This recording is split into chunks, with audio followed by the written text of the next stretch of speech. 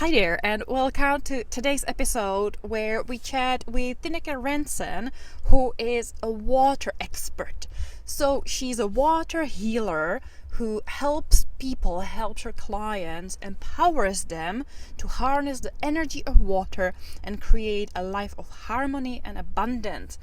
And we talk about all sorts of water and liquids and water inside of us and water outside of us and the power of water and what kind of water we should be drinking and how we can tap into the energy and magic and vibration of water. So this is a very fluid, this is a conversation when we are in a flow, we make a splash.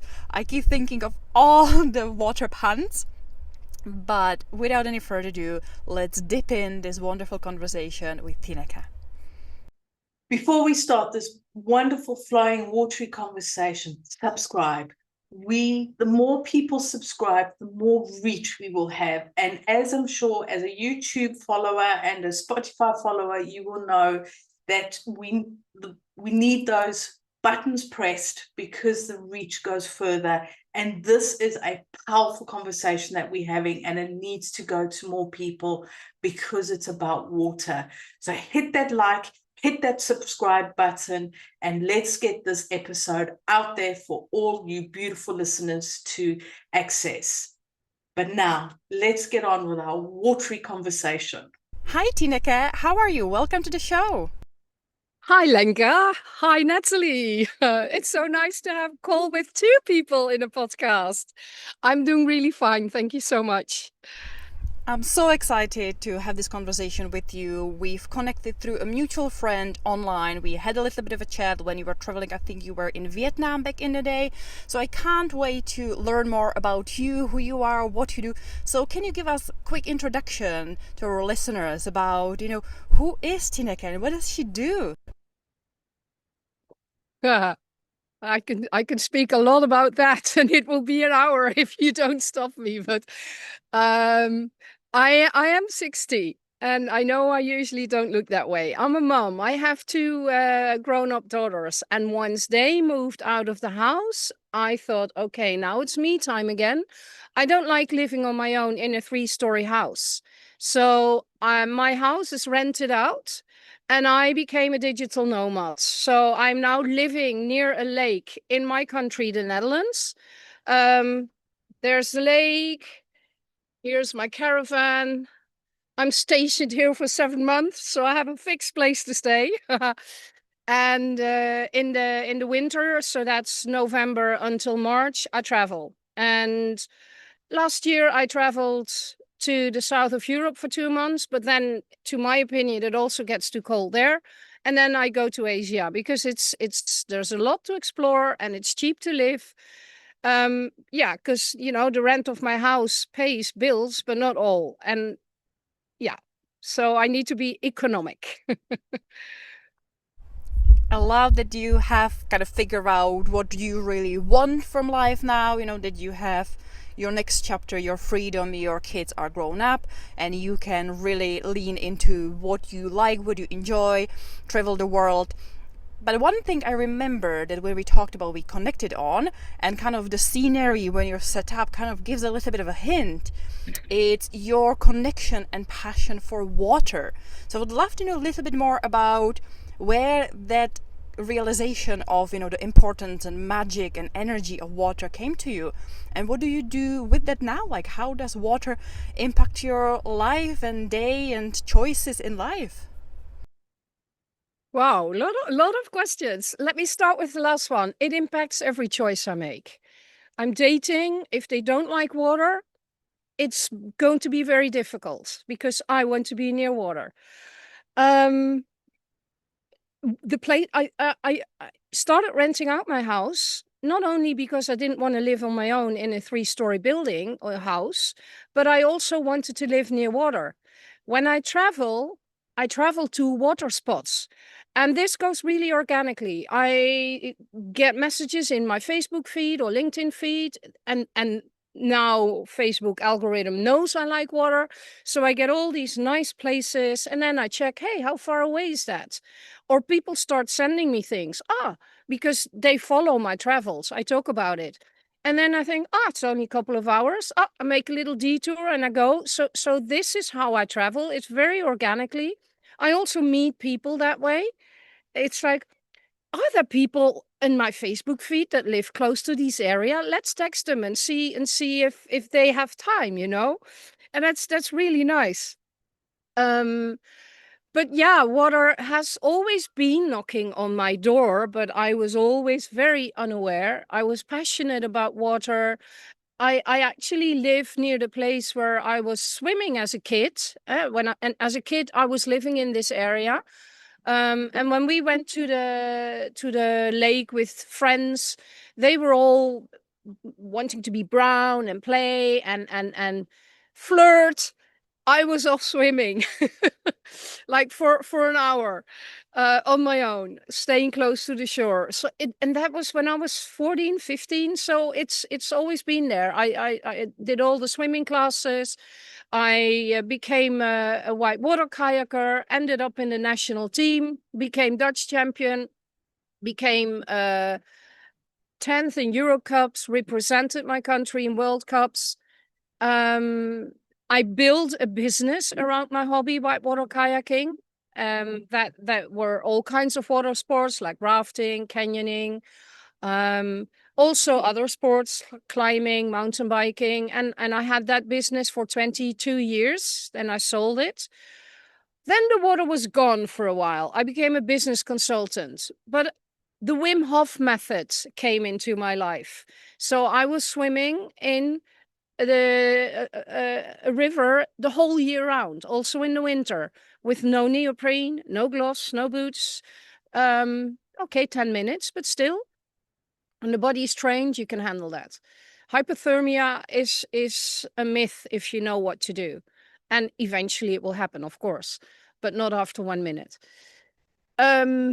What else? I became a long distance swimmer. So I started training. And then I went on a retreat in Mexico. And there I finally got the hint that there's more about water. So I was snorkeling. I had been snorkeling there 40 years ago when I was a tour guide taking my clients there.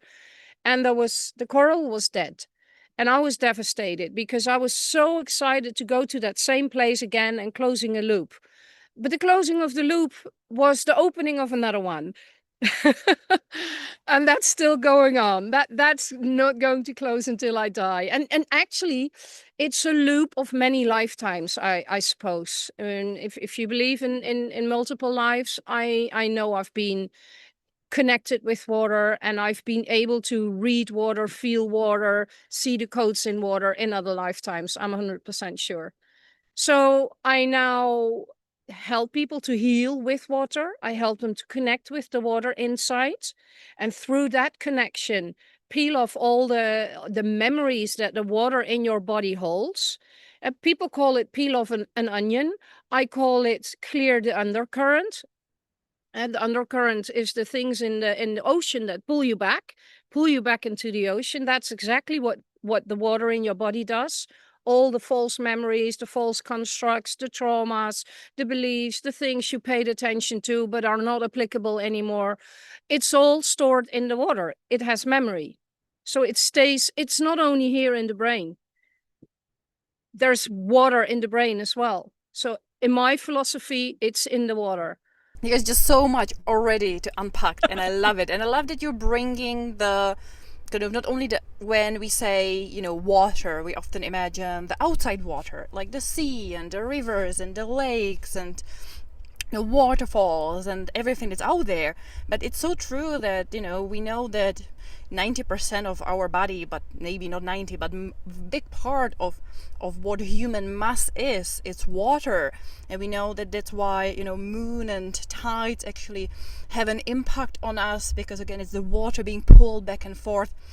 Yep. We know that water is energy and everything vibrates in the different frequencies, and we know that even our teardrops can shape differently. The molecular structure of our teardrops changes depending on our emotions. So I love that we're going from the outside, from your incredible experience with the external water, with the rafting and kayaking and waterfalls and long distance swimming. I wanted to put it out there that I'm the one loving cold water. You would not get Natalie in a cold water. Very different kind of personalities. Every time I do like a river dip, because I would do the same in Czech Republic all year round, we would go for a little bit of a cold exposure, and Natalie's always like, nah, thank you, nah. But I love how you bring in the inner water. So could you tell me a little bit more about how we can then work with our inner water, how we can understand ourselves better and maybe tap into, you know, what could be blocked and hidden and unresolved within us, and how working with water can help us then find a flow. Beautiful. Can I reflect on what you said about Natalie and why Natalie? That's a thought. It's a thought. And the body responds to a thought. When I have my clients here for a water healing session, the pool is 37 degrees. It has our body temperature, so they all love it. And then they want to go out and they get their towel. And I said, no, we dry up like this. And they say, but it's cold. I said, no, it's not. It's only cold when that is what you believe. I said, erase that thought, let go of that thought, because it's your mind dictating how your body responds. And then they sit here and they say, oh yeah, wow. And I said, feel the sensation on your skin, feel how the wind is touching, and feel how the water is vaporizing. And yes, it is extracting heat from your body, vaporizing process, but when the outside temperature is warm, that's not a problem. So maybe, Lenka, you can persuade her another time to get out of her mind and to install a different thought. All right? Just to defend myself quickly is, yes, of course. Like you, I grew up swimming. I grew up originally in South Africa, and if there was any water to be had, I was in it and swimming. And I love it when it's warm and going into the cold. I'm not a fan when it's cold going into the cold. But I also, since I've lived in the UK, because I've been in the UK 25 years, I don't like swimming in the swimming pools here because they're warm. It's like swimming in a bath. It's not the same. But I do like to go into rivers and the cold water, but then it's warmer on the outside. So I do, but I have noticed, and maybe this is something that you see with your clients, is the more I go into perimenopause and menopause, I'm finding the cold water a different experience than it was when I was younger. I'm finding it having a different relationship to the water that way. And of course, Lenka is still a spring chicken. She's still very young. She's not going through that phase in life.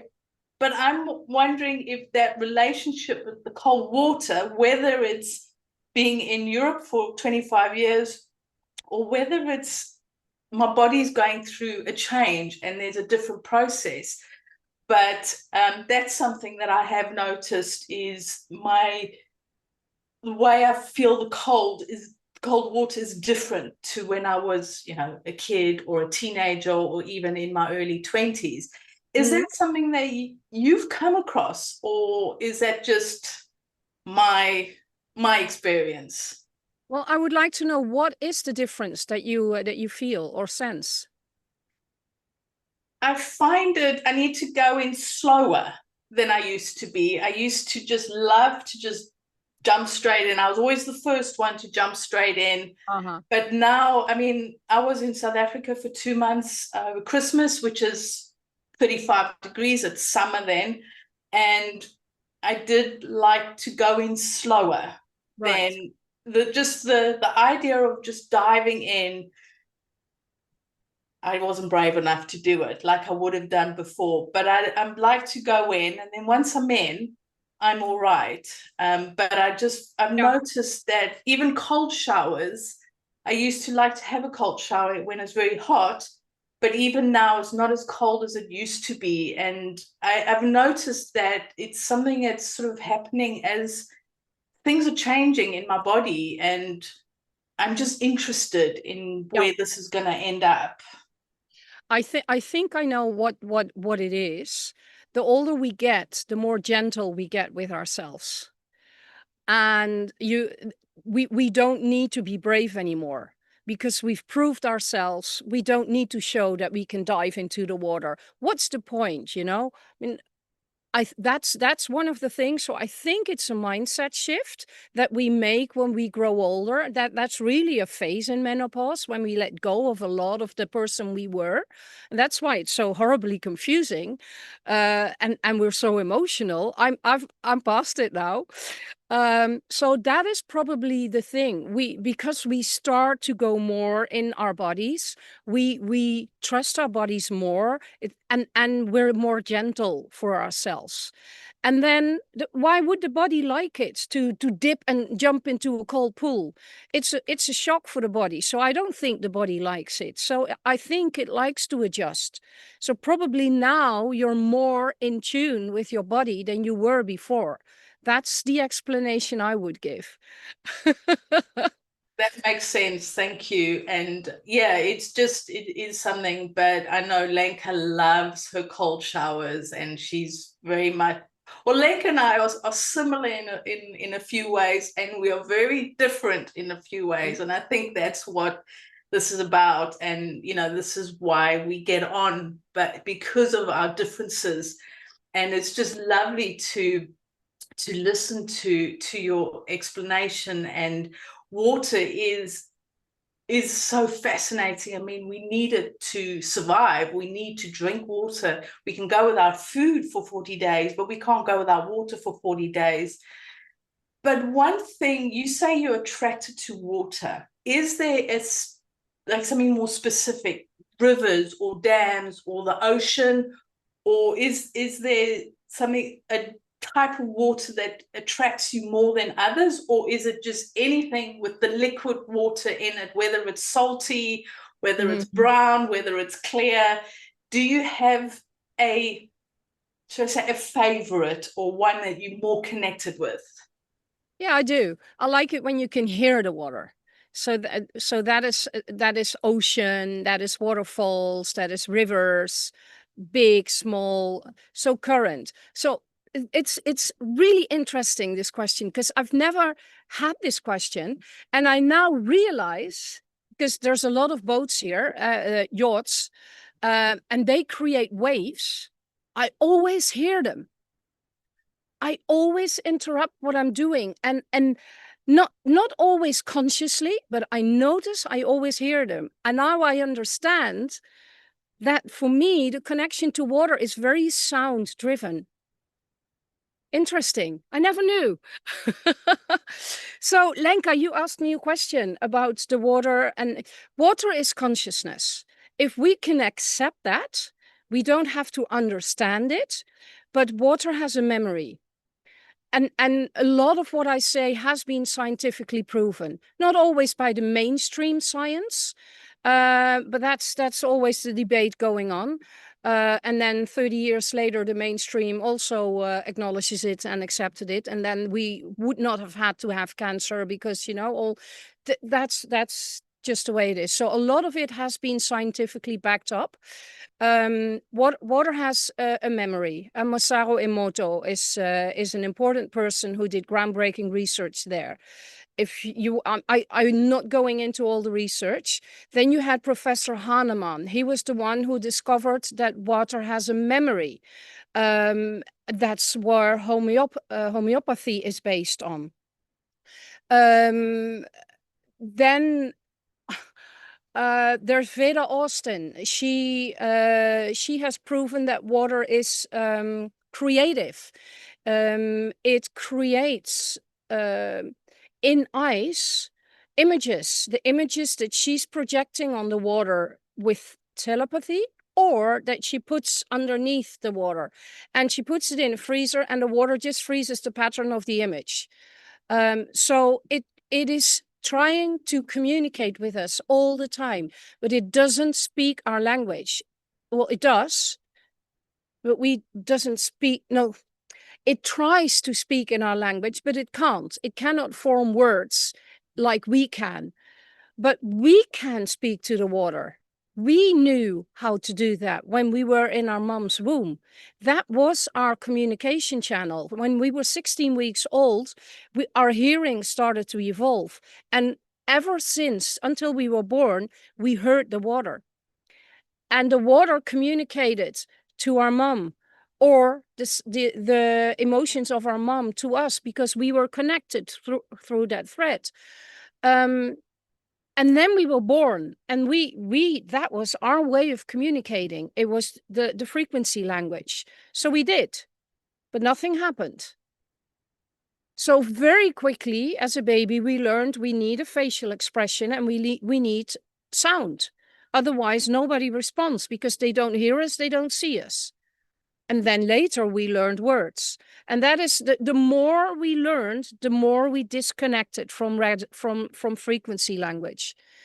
And that is what I teach people, to go back to that, to go back to the womb, to go back to that communication, to connect with the water again, connect with the water inside, but also with the water in other people. Because that is how, in my vision, that is how all the communication goes. There is a water net. It's all around us. You don't see, well, I teach my clients to see it. And like 30% of the people do see it. They start to see all the water molecules in front of their face. But our eyes switch off, because we go crazy. We don't see it anymore. But if you know how to look, and if you know where to look, you'll see it. Not everybody, and I only teach it one time during an event. So if people would practice, probably more than 30% would see it. But that is how it sends its communication. Our frequency is through the water in our body and our heart, but they communicate. And there's water in our heart, because there's blood in our heart. And blood is water. It's just a different color.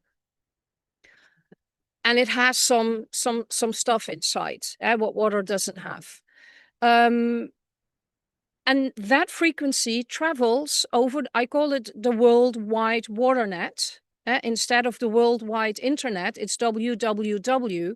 And I teach my people how to surf the worldwide net, but the water net. And you don't need a keyboard. You need intention, and you need to eliminate a lot of undercurrent. Yeah. And for me, that is where all the answers are. If there's something that you want awareness around, ask, connect with the water, and send it over the net, and the answer will come back at some point. Sometimes immediately, sometimes for me when I swim in the water, sometimes just as an insight or as a download, but you'll get the answers.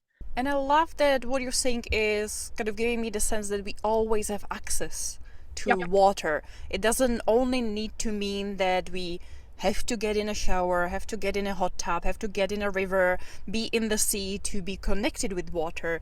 That obviously we are water, and in the air around us there are molecules of water. So we are pretty much always surrounded and immersed and part of water. So if we learn to listen, and I think for us on this podcast, big theme is listening within. No matter what podcast episode, what conversation, what topic we explore, there always seems to be this theme of learn how to tune in into your own inner wisdom. And there could be different ways. We can talk about breath work, we can talk about grounding. But I love the fact that, water is such an essential part of who we are, and it can have wonderful, wonderful insights for us. Yeah, definitely. You know what always fascinates me? I love these cartoon movies, or any movie, fantasy movies, where you see waterbenders. Because I firmly believe they have existed in other lifetimes or other dimensions. And they grab the water from the air, and they throw and they move and they direct it. So, and it's, in every religion, water is very important. It's being used for baptizing. So that is when your name is being given. That is when you truly connect, according to religion. My belief is that the first two cells that are you, the egg and the sperm cell, already carry your water codes. And then they bless you with water. When they walk through the aisle with they bless us with water. So all religions know about the power and the consciousness of water. They don't explain. Yeah, because they want to keep the power to themselves. And it also got me thinking, yes, in, modern religions there is power of water, but also in ancient religions, or in, we can look at it a little bit more obscure sciences, a little bit more obscure practices. But even in very pragmatic ways of where do we drill a well, we still have people who know how to find a source of water, who are in tune with the energetic lines of the earth and who can sense where there is a depth of water. And still, even today, even back in Czech Republic, where we would need to make a new well on the property, you would still get these people. It's a dying art now, but there's still people who can, with like 2 sticks of wood, be like, here, you drill here, we have technology that can confirm, but yet humans can sense it so well. So it's wonderful that, water seems to be, the more we start having this conversation, the more I'm having the realization that water is everywhere and it's part of everything, and it's such an important asset, not only to keep us alive, but it is like so interconnected with every aspect of our life, of our growth, of our professions. We just don't realize it. I think it's similar to our breath. We take it for granted. We're like, oh yeah, we're breathing, whatever. Oh, there's water, we need water, whatever. But once we start realizing it, there is so much power that we have within to heal, that we can tap into it. And water is not only, we don't only need it to drink, it's the source of all life. Sunshine and water are extremely important elements, and they need one another to do the work. Water needs sunshine to adopt life force energy in the water. Water needs sunshine to create the first form of life, algae. If you leave water outside in the sunshine, after a week it starts to turn green. Algae starts to form, first form of life. That is where all our life started from. So sunshine and water are also connected in creating the oxygen that we breathe. We need the plants, the earth, there to do it. But the photosynthesis, it's water and sunshine. And our body has the same process. We don't need we get the oxygen through the air, but in our body a similar process happens, and we need sunshine, but we block our eyes with sunglasses because here are the lenses to have the sunshine come in. We are not going outside. So the process of creating ionized water inside our body, because our body needs ionized water, only the H2 of the water can enter our cell membranes. So a cell membrane is closed off for a full water molecule. So if you're not going outside, you need to drink ionized water. I do it with a bottle like this, and I press a button, and it takes a while, but you see, it starts to add. It starts to add extra H2 to the water, so that my cells are also hydrated. So drinking 1.5, 2 liters a day, and you're always inside, still can mean your body is dehydrated. So so there's also the water and the sunshine. Again, they need each other to, and especially water needs sunshine to do its magic in our body, and in plants, and to create life. It's amazing. It's so fascinating. And hear your passion for the water, and it's something that we need to live. And one thing that I remember growing up is I could go to streams and the water was clean to be able to just drink straight from most streams. And it was normally the rule of thumb was, as long as it's flowing, it's Yeah. you can drink it. And when I was back in South Africa over Christmas, is we went to this one area, and of course now you can't just drink from the water because it is full of toxins, it's full of plastic, it's full of chemicals and all sorts. But this one water stream that we came across is actually one of the cleanest, if not one of the only cleanest water streams in South Africa. And it was so amazing to be able to, get a handful of this clear water, and it has such a special taste. You can almost taste nature in it. It has a flavor without being artificially flavored, but it was so clean, and it was, you just wash yourself with it and you feel refreshed. I mean, okay, it was 40 degrees, so it's nice to cool off with it. And we actually we're in the process of moving back to South Africa, and we want to create something in this area. And one of the things that are drawing us to it is this clean source of water, because this is how we will get our water, is we're going to use it for ourselves.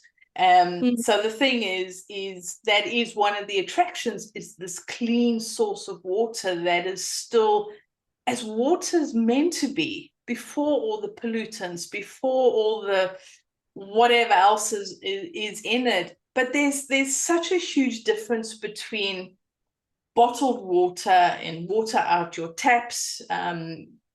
It's all full of stuff to make it healthy. We get rid of everything because it's bad for you, but it doesn't have that flavor, that magical flavor.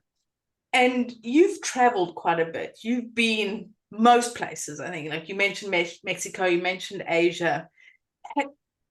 Is there a difference between all these places that you've gone where water is cleaner, where you can still take it from the stream? I think in Switzerland you can still do it. I know a few years ago, about 15 years ago when I was there, you can take it from the waterfalls. But is there places that you have noticed where the water does seem cleaner than other places? Yeah. I hiked up to a lake in Wales, for example, and I filled my bottle with water and I drank it. I was driving through France and I saw the water coming from the mountain. And then if it makes sense and there's no life above, that's the golden rule. If there's no buildings above, there can be a dead animal, but yes, how big is that chance? High up in the mountain. Then I drink it. Yeah, I even drink here. I don't know if you see that. Yeah, my pool catches rainwater. I scooped it out this morning and put it in my jerry can. That water tastes different. I don't drink tap water. No, my country has probably the healthiest tap water, but I still don't drink it. So I drink bottled water or rainwater. And in the rainwater, you really not in a big city as London, or I'll stick to bottled water. But when I'm outside in the rainwater, yes, you can taste what is going on in nature. I could taste a different flavor when there was a thunderstorm and I caught that water. It was tasting like wood, like that was the burning. It was really interesting that you can taste it in the rainwater. So yeah, nature has all kinds of way and how it expresses itself. But yeah, I love, whenever possible, I love to drink water from nature. But I use my common sense. When I'm the only one up in a mountain and I can see the top of the mountains and the water is coming down there, I swim in it, I drink it. Yeah, I hike. I can't take a big jerry can, but yeah, I love my fresh rainwater and mountain water. But in Holland, we don't have fresh mountain water. We have no mountains, unfortunately.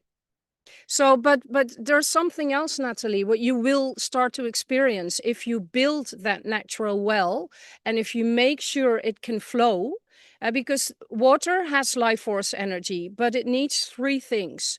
it needs sunshine, it needs to flow, and it needs to have current. So spiraling, gathering momentum, and sunshine. If you can create that, you also have life force energy in your water. And that is the thing with most water in nature, that is gone because of the pollution. So then people say the water is dead. It's still resonating and vibrating. It's still communicating, but it does not have the life force energy anymore.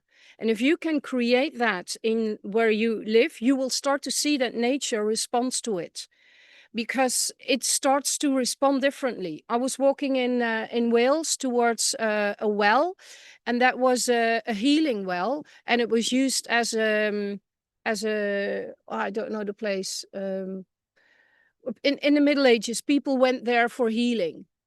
Now it's not big anymore, and I could there was the well was there, but I was walking up the path and I could see the stream flowing. The colors of the trees were different. They were more green. The leaves were bigger. It was coming out of the wall from the mountain into a pool. I took it. I drank it. So you can see nature respond to clear water. So you'll start to notice that. And one thing that is very much, whether it's a myth or we've just not found it, is this fountain of youth. That's water. It's, you know, this eternal life. And if you can find this fountain of youth, I mean, they made a whole, Hollywood's made so many movies on it. You know, Indiana Jones went to go and find this water to have eternal life and become younger. And you know, there's been so many stories of it, but there's also stories from fairy tales or from back, you know, from way back. And I can't think of anything right now, but the thing is, it's this fountain of youth. You mentioned fountain of youth, and everybody, chances have heard of it or a story around it. And that's water. It's this liquid. It's not a slice of bread of youth or food of youth. It's actually a fountain of youth. And they say that there's truth to all these stories. There's truth to these fairy tales and these stories that we've heard. And it's we most probably don't need to, I don't know, find the fountain of youth, because it's with us already in the water. If we look after it, if we don't pollute it, if we embrace it and give it the flow, you know, allow it to flow, allow it to do what it needs to do, and just really look after the water. Because as you said, water is life. We need the water. We don't need food the way we need water. And in order to have food, we need water. So, you know, water is so important. And yet water is taken for granted. It's not looked after. I know a few people who won't drink water. They just won't drink water. They'll drink tea or coffee or Coke or fizzy drinks, but they won't drink water. And I get it. Out the tap, it doesn't taste nice. It's, you know, here in the UK, it's supposed to be clean, but it's full of chemicals and everything else. But water is so sustaining. It is so powerful. When you're thirsty, if you drink it, it gives you energy. It helps you. If you're tired working at your desk, have some water, because that will help you. Our bodies need water, our brains need water, our skin needs water. We need water so much, and yet water is the one thing, the first thing that's done is, if chemicals need to go, well, we'll just shove it in the river. If anything, we'll just put it in the river. It will go away somewhere. But it lands up in the ocean, which then, you know, has also another impact. And that's a whole different topic and all that. But the thing is, water is so powerful. And there's this idea, the story, this fact, whatever, of this fountain of youth, but we have it literally at our fingertips. Yeah. We can have it. For me, the fountain of youth is a metaphor for you have that. You have water inside, and drinking this water rejuvenates your cells because your cells are hydrated. So I think it's a metaphor, like the Holy Grail is also a metaphor. It's also us. It's our energy. It's in the form of a chalice. So many ancient stories should not be taken literally. They explain something, but don't look at the words. Look at the meaning.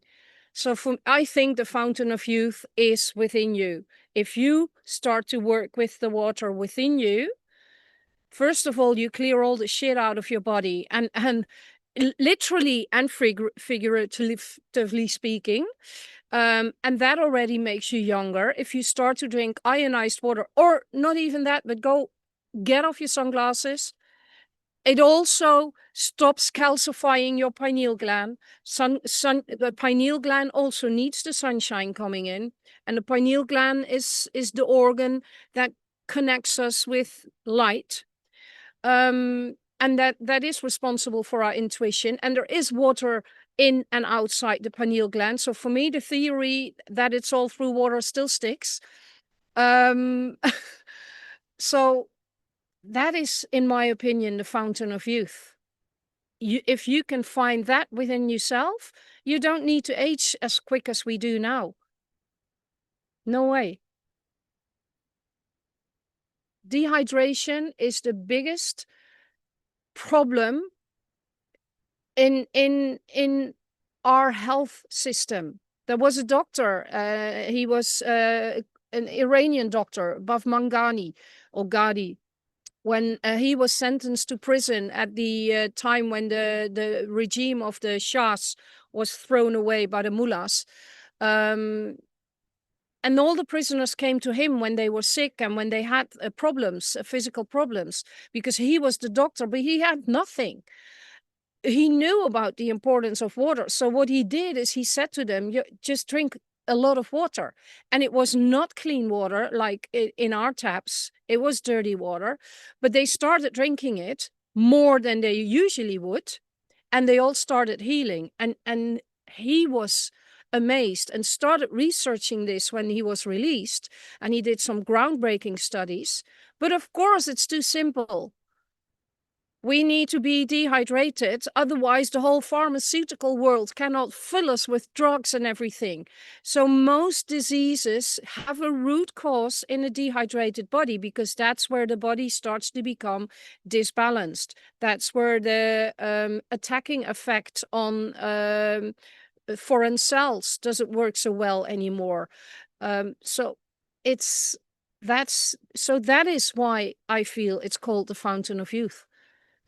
You mentioned something very interesting with dehydration, and it's our mutual teacher, Dr. Linda Shaw, who mentioned also that there's lots of diseases that can be masked, or we can think it's a disease, or it's actually just dehydration. In her personal experience was with her elderly mother and dementia, and the amount of people who are, especially at the second end of their life, who then possibly get a diagnosis of dementia, to just then be discover that they're simply dehydrated. If you hydrate properly, lots of these fuzzy brain, confusion, loss of memory, as you said, brain is water. We need water in there.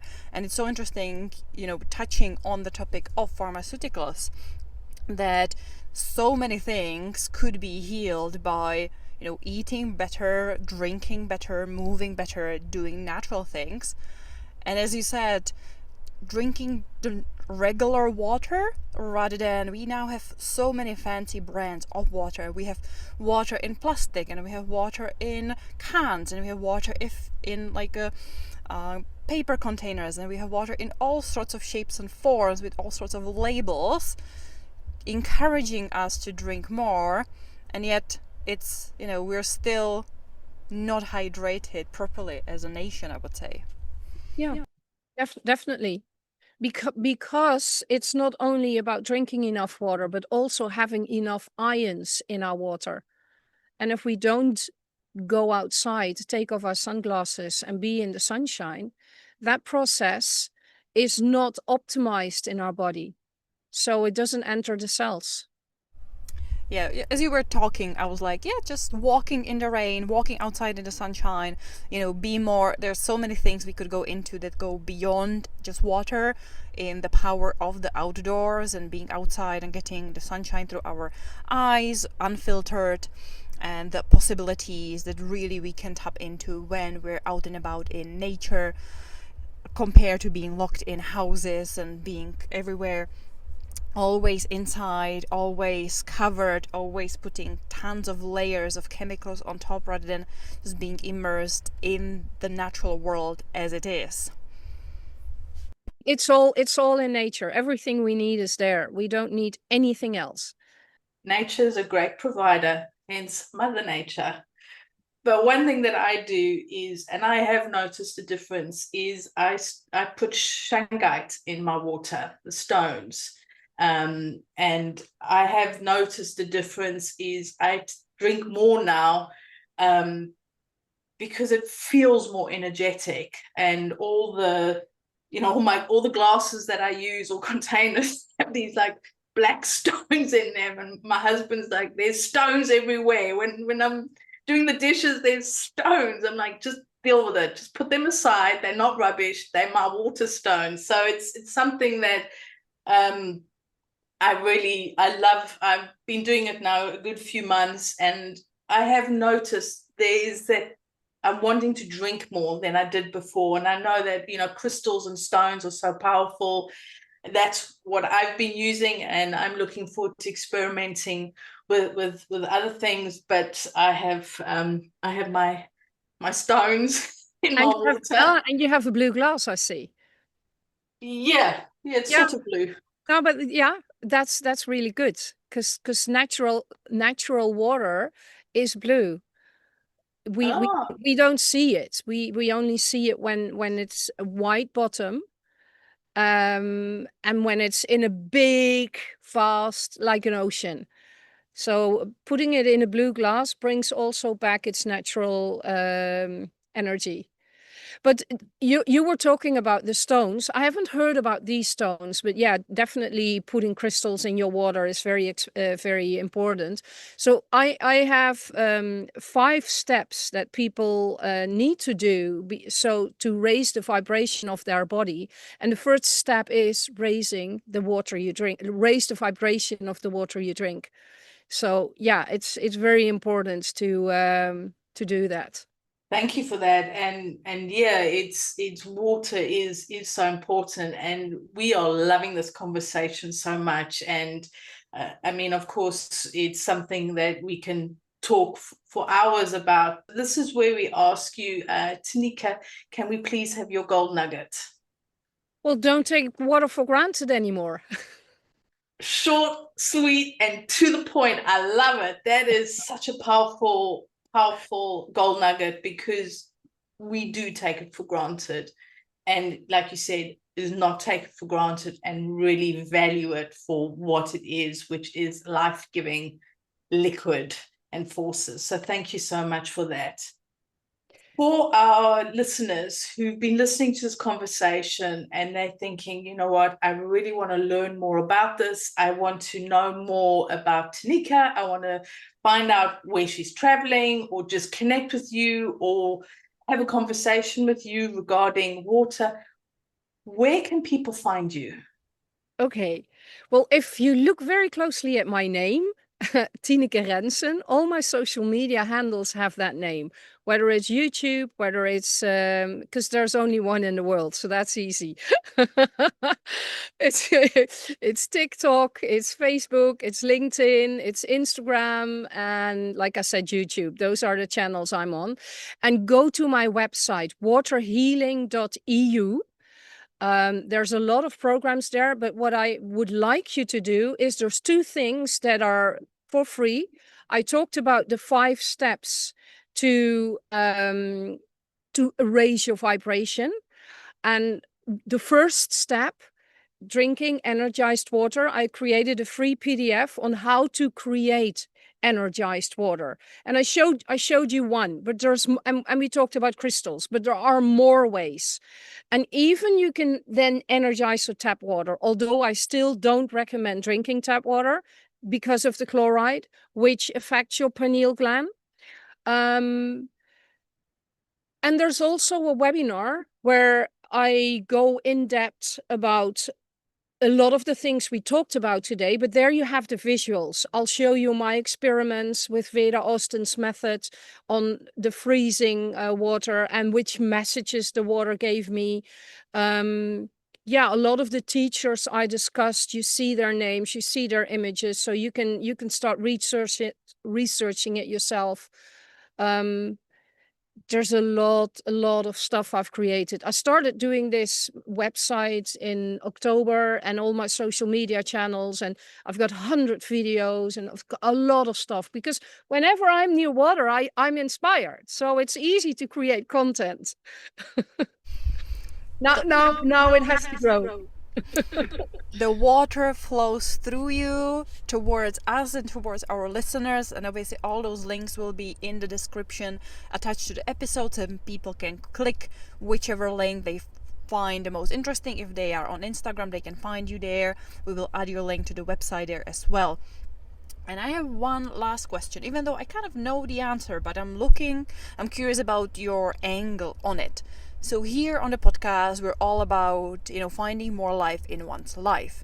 And my question is, what gives you life right now? Honestly, freedom. Yeah. Being able to do what I want, when I want, where I want, with who I want. Is that the answer you thought I would give? Well, obviously, the obvious answer would be water, because we talked about water and it is literally what gives all of us life. We talked about it, but I'm there with you with the freedom, and we're on a similar page with traveling and being independent, location independent, and having seasonal lives and seeking the warmth here and seeking adventure there. So there's no right and wrong answer. Makes sense knowing you. But it's wonderful. Thank you so much for sharing. Thank you so much for sharing your wisdom about water. We've not had a water discussion, so it's really great that we've now got this in our repertoire of guests and something new, and hopefully it is a start of a lot more water conversations, because it is so powerful. It's so important. It's been lovely to experience your passion through the camera and to see the beautiful scenery behind you and the clouds coming and going, and you need to see it on YouTube, but it's there. You can see the water in the corner. So it's really been wonderful, and thank you so much for sharing your energy with us, for sharing your wisdom and experience and your advice about water, because as you said, water is something that we do take for granted, and it is something that we can learn different ways. So hopefully our listeners will log onto your website and go and get those tips on how to revitalize water and re-energize water. I know I will be going on there and finding different ways to do it. So thank you so much for your time and energy today with us. Thank you, both of you, for the beautiful questions and for allowing me to be on your platform, because I'm happy when I can share this knowledge, and that's the passion that shows through. So thank you so much. You're welcome. And for our listeners, what have you got from today? Is water something you've never thought about? You just go into any store and grab a bottle of flavored or fizzy water, or are you particular on brands? Or have you really started to look into water and maybe drinking it more out of a glass container as opposed to plastic? What experiences have you had with water? Are you a water baby who will swim at any opportunity you can find? Is water something that you've really thought about, or is it just one of those things that's just habit and you just do it like breathing? You'll have the odd glass of water, or you need water for your cup of tea or your coffee. So we would love to know your thoughts on and your experiences with water, whether it's swimming, whether it's kayaking, or whether it's just drinking water, or what tips have you got for Lenka and myself on how to rejuvenate your water? What do you do? Are you with the crystals or with different ways? We would love to know your thoughts. And until next time, we'll talk to you soon. Bye.